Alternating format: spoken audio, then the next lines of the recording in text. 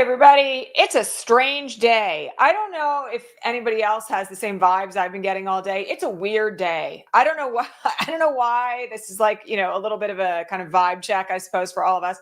It's weird. And I don't know if it's that everybody's kind of waiting to see whether or not we're going to war with Iran or hearing the latest stories about what's happening in terms of immigration, which we're going to talk about. But the vibes today are off. I'm just going to say that. I know that's not necessarily the hard-hitting news commentary you come here for, but it's a weird day. It's a really weird day. Welcome to Resistance Live for the 19th of June. Happy Juneteenth. I hope it's a meaningful one for everyone. Today, for our visually challenged viewers, I am wearing a black cap-sleeved dress. My hair is down. I'm a pink-skinned, green-eyed, dirty, blonde-haired woman. I'm in front of my bookshelf and my yellow utility cart, as always, coming to you from occupied Muncie, Lenape, and Mohican land.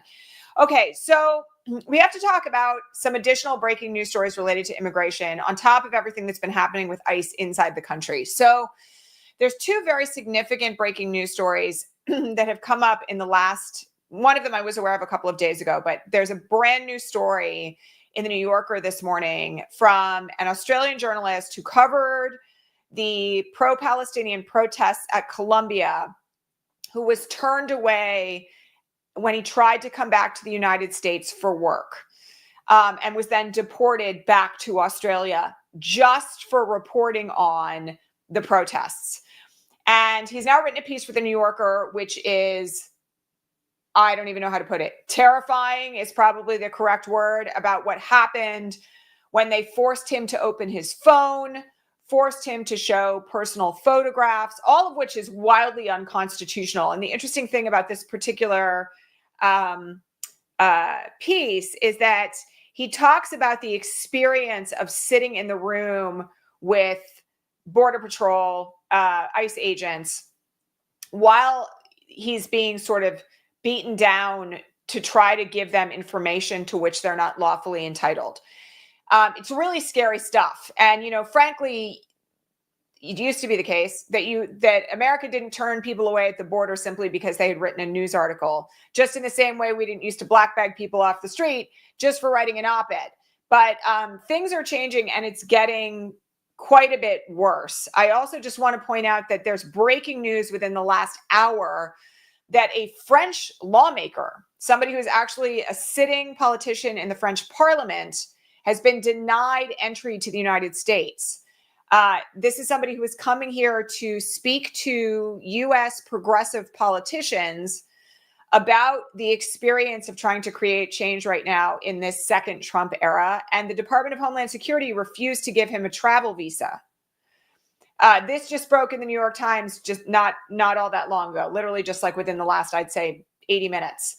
And so one of the things that I just have to raise here, because, I try not to come on here and fearmonger. I know today's thumbnail is a little scary, but I just want to point something out. We have had a multitude of stories in the last week about U.S. citizens being detained, including a pregnant U.S. citizen who ICE refused to believe had been born here, including a 20-year-old woman who was born in the United States, nonetheless was arrested and detained by ICE because she's brown. And now we have people being turned away at the border who are either traveling here for work with all their paperwork in order, or who are being denied entry into the United States through the visa process for God knows what reason. I have to say that, and I mentioned this on Blue Sky just a little while ago, but, one of the things that I think we all have to consider here is the fact that ICE and DHS are operating entirely outside the purview of the law. So the New York Times did something that I don't agree with this morning, shocker of all shockers, but they published an audio interview and a video interview with Tom Homan. And Tom Homan, and I don't like that they platformed him because of who he is, but in addition to that, he made a statement along the lines of, I'm just following the law. We can't have illegal immigration. I've been doing this since 1984. And, illegal immigration has all sorts of consequences, and all this kind of like parroted propaganda about what's actually happening.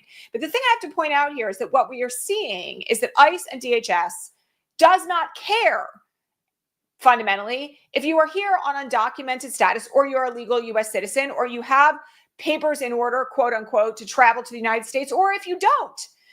And so one of the things right now that is really important is that we continue to be vocal in the streets about this, but also you need to continue to call your senators and your reps about the fact that ICE and DHS are operating entirely outside the bounds of the law. And one of the things that is really critical here is that they hear from us, because the way that any of this gets stopped, in addition to people just being in the streets, is through legislation. Tom Homan himself said this morning, if the American people want this stopped, we need legislation that changes the law. And they are operating outside of the law. But fundamentally, they are exploiting every loophole, and they are behaving as we saw, for instance, in the detention of Brad Lander, which we talked about yesterday, and the detention of Alex Padilla, and the arrest of a Minnesota judge, and on and on and on and on and on it goes, that they seem to think there are absolutely no consequences for their own behavior. And the consequences have to come from us, from our advocacy, from our direct action in the streets, and from our efforts to influence the people who we elected, who are supposed to be there fighting for our interests and our values. I am just really worried. I mean, there's kind of no other way to put it. They're operating exactly like a secret police force. All this thing of the baklavas covering their faces, and California trying to pass legislation to make sure that they have to at least be able to identify themselves. None of this is bodes well. Let's just put it that way. And, fundamentally, we know where this is coming from. We know that Stephen Miller has set quotas. We know that the setting of quotas for deportation at 3,000 a day, which was apparently the number that he's given them, is forcing ICE in many ways to arrest and detain people who shouldn't be arrested and detained. I have very strong feelings about this. Nobody should be arrested and detained. But all that said, what it's doing is creating a pressure cooker situation where ICE is arresting people and detaining people, and in some instances deporting people who have done everything right. There's another story this morning about a mother who has lived here for 30 years, who literally checked every box, followed every single thing that was available under the immigration law to obtain citizenship, and they just deported her anyway. So they don't even care if you're here on legal status anymore, right? And it's also very clear that if you're brown, and who knows when that barrier is going to fall to anybody else, they are prepared to arrest and detain you whether you are a U.S. citizen or not. So it's incredibly important that we continue to advocate as loudly as humanly possible about this, right? Just please don't drop the ball. And, the other thing I'll just say is that, it is reaching a point, for those who missed this, there was a story that broke yesterday that ICE is on the verge of running out of money. Now, does that mean one of the things we all know about the MAGA murder bill, if you were here last week, and we talked about this over the last few weeks, is that the budget bill provides the funding for ICE to literally be able to do what it's doing in places like Los Angeles, in every single town in America, which is another reason why the budget bill has to fail. Okay, those provisions have to come out, because if you don't like what you're seeing, in a Home Depot parking lot in Torrance, California, you're not going to like it when it comes to your town either. But that's what the budget bill will allow them to do. The fact that they are running out of money is a good thing. And part of that is because they simply don't have the resources to accomplish what they need to accomplish. They also, by the way, don't have the manpower. And that in and of itself is another reason why we need to continue to advocate for our local police local police departments, to not cooperate with ICE under federal law. All right. It's not a good day on that front. I mean, like I said at the top, the vibes are bad today. I'm not feeling good about any of it. All right. We do have a situation where 2,000 more Marines have now been mobilized to, quote unquote, support ICE in Florida and 2 other states. This, again, I'm just going to point out, is wildly unconstitutional. We are waiting for another ruling out of the Ninth Circuit Court of Appeals, which, of course, everybody knows is based in California, but, covers the parts of the Pacific Northwest and California, of the decision by Judge Breyer, finding that Trump had unconstitutionally exceeded his authority when he called up the National Guard.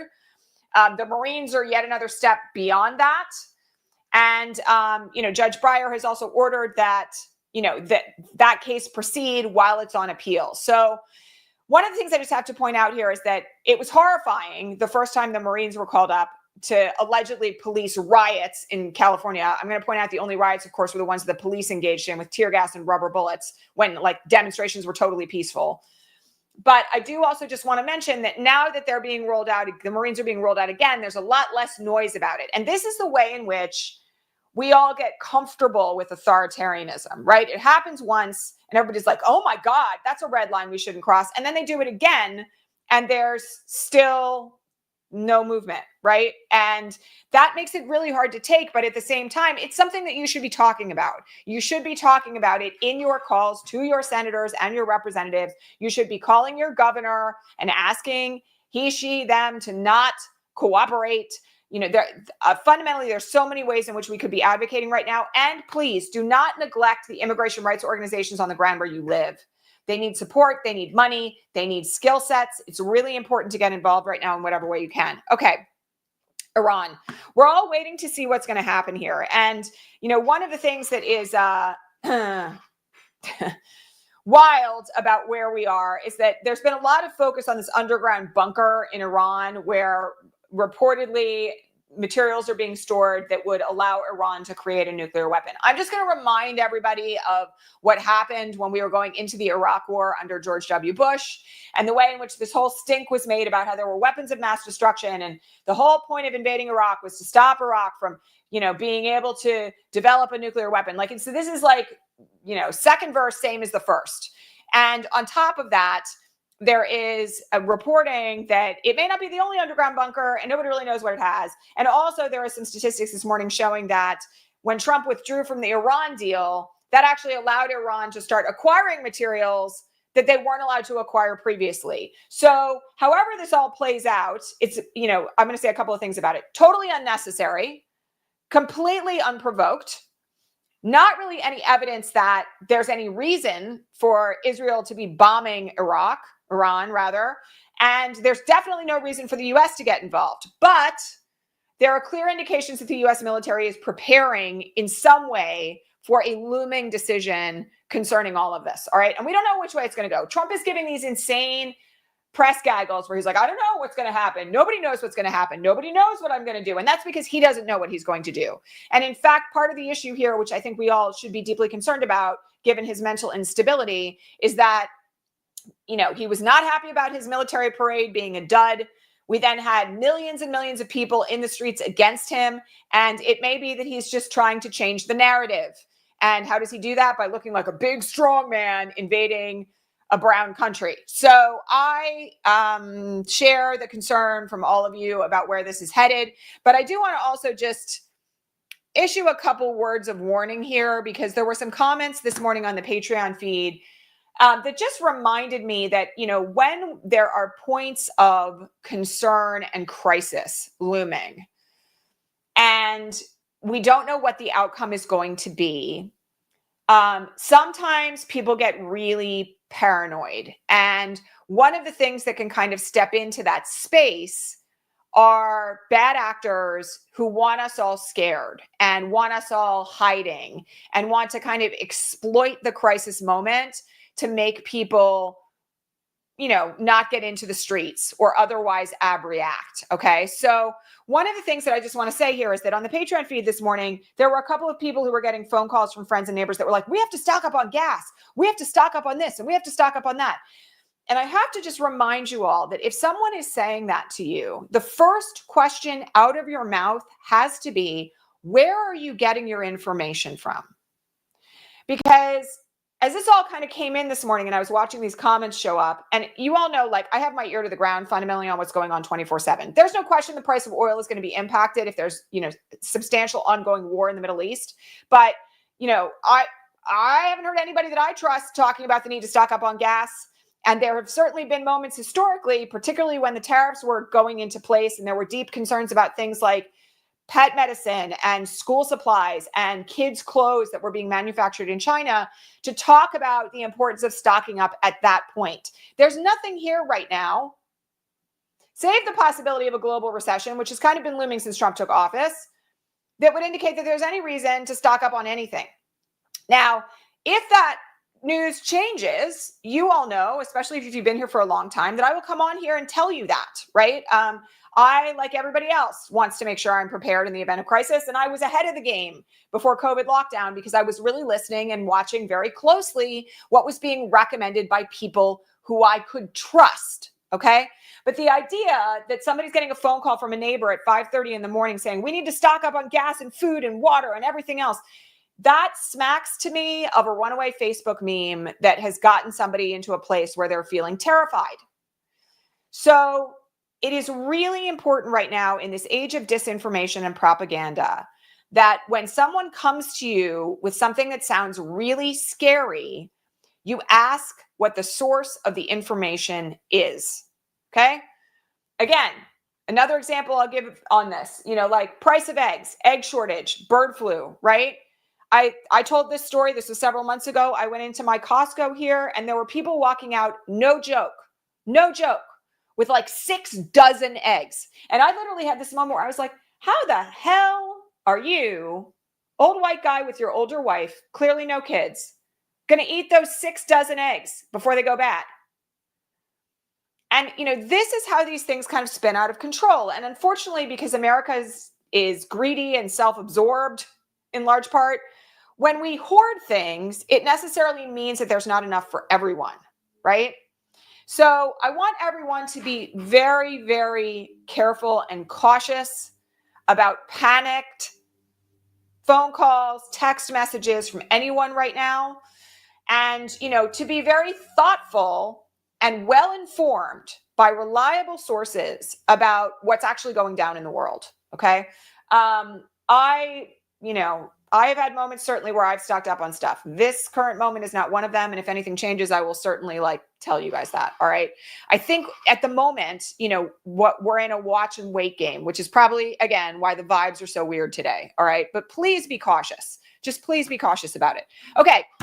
If you missed it, last night, another SpaceX rocket exploded on the tarmac. Incredible footage. If you didn't happen to see it, it's all over Blue Sky this morning. One of the things that I would like people to kind of be thinking about is that Elon Musk still has billions of dollars in federal contracts, including in conjunction with SpaceX and NASA. He can't seem to make a rocket that doesn't explode. And there's obviously plenty of room there. Tesla takedown continues to advocate for the end of his government contracts, which you all know is one reason why he rolled back. He also posted, sorry, you guys, sometimes it gets so crazy. It's kind of hard to take. Elon Musk posted his urine test results on X yesterday that purported to show that at the time that he was leaving government, he hadn't taken any hard drugs in 14 days. Now, I have lots of friends in recovery. If anybody manages to go clean and sober for 14 days, that obviously should be something to celebrate. But at the same time, we have no idea whether or not that's reliable. We don't know if it was his pee that was used or not. But clearly, the allegations that he has a serious ketamine problem have gotten under his skin. And so, just keep in mind that the more that we can divest the oligarchs of their influence over government, the better off our democracy will be, ketamine addiction or not. Okay, speaking of which, I have to do a little bit of local coverage right now because the New York City mayoral election is underway. The early voting has started. I just have to say to everybody, we do have some New Yorkers in the audience. Don't rank Cuomo. Don't rank Cuomo. Don't rank Cuomo. He's being supported by the same people who supported Trump by a long shot. And we all know the damage that he did to New York State when he was the governor and the fact that he was accused of sexually harassing and assaulting 13 women. Don't rank Cuomo. Don't rank him. It's just really important. Okay. And I also have to say that the other thing that we need to be thoughtful about here is that there's such an awareness in the remaining Democratic candidates, the 4 other Democratic candidates for mayor, of the danger that Cuomo poses to the city and fundamentally to the country. Because let's not forget, it's the largest city in the country. And the mayor of New York City essentially functions like the governor of many states, given the size of the budget and the volume of people under their authority. Okay. The other 4 Democratic candidates for mayor have cross-endorsed because it's a ranked choice ballot. And essentially they're trying to keep anybody from endorsing Cuomo, from ranking Cuomo on their ballot. So please be mindful about it. Okay. Please be mindful about it. And I've posted a video this morning from Jumaane Williams, public advocate for New York. Love him. I've met him several times. He's a phenomenal human being. Several Black city council people have posted a video this morning about the way in which Cuomo's role as governor killed Black people during the pandemic. It's just really important that everybody gets their heads screwed on straight, because a Cuomo mayorship is going to be terrible for not just for New York City and the greater environs around New York City where I live, but also for the rest of the country. So do the right thing, New Yorkers, please. Okay. All right. That's it for today. I'm going to remind you all, tomorrow is Juneteenth observed here where I live. And so there will be no broadcast tomorrow and no Progressive Coffee Hour tomorrow because my kids are at home. So I will be back on Tuesday live. However, there's a little bit of an announcement video coming maybe later on today, maybe tomorrow, about a new endeavor that we have underway that will be posted live on, not live, recorded on this YouTube channel. So stay tuned for that. And when it's available, I will make sure I post it on Substack and Blue Sky like I usually do, and also make sure we farm it out to all of our Patreon subscribers. But I wish you all a great weekend. I'm just going to make one recommendation here because the vibes are so weird today. Last night, I had to check out completely. This doesn't happen to me very often, but yesterday and the day before were so chaotic that last night I was like, I am not looking at any of this nonsense between like when my kids get home and when I go to bed. And I felt much better. Again, I know I have a really high bandwidth for this stuff, but even I was feeling very overwhelmed with just like the constant onslaught of horrific news. So please remember, right? Totally fine to check out for like 5-6 hours if you need to take the whole weekend off, to take a break, right? So that we can all come back refreshed and keep doing all the good work that we're doing out there in the world. All right. Happy Juneteenth again to everyone. I hope it is a rewarding, celebratory day. And I will catch you all back here live on Tuesday. Announcement video coming pre-recorded on the YouTube channel sometime between now and then. And we will have another educational video on Monday that our announcement relates to. So just stay tuned for that. All right, my friends, I will see you back here real soon. Enjoy the rest of your day and have a good weekend. All right, bye.